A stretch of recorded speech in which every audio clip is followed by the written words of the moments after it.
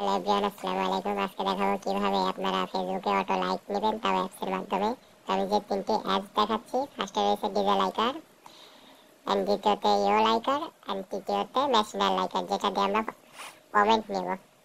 আর একটা জিনিস অবশ্যই মাথায় রাখবেন যে অ্যাপসের ভিতরে আমরা fake Facebook account log in দিব, আর লাইকগুলো নিব রিয়েল অ্যাকাউন্টে, ঠিক আছে?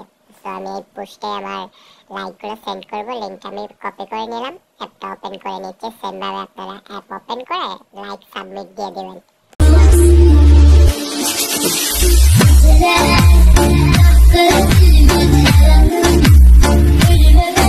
ডিজে লাইকার দিয়ে লাইক সাবমিট দেওয়া শেষ। এখন আমরা ইও লাইকার দিয়ে লাইকটা সাবমিট দিচ্ছি। তো আপনারা সেমভাবে সাবমিট করে নেবেন।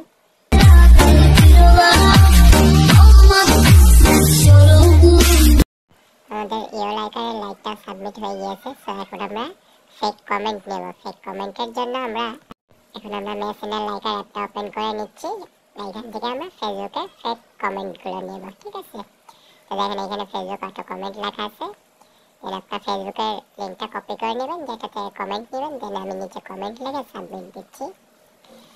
আপনারা সেভাবে সাবমিট দেবেন। এটাতে কমেন্ট যেতে 4 থেকে 5 মিনিটের মতো সময় লাগবে, কারণ এরা এখানে যে লিখে দিয়েছে।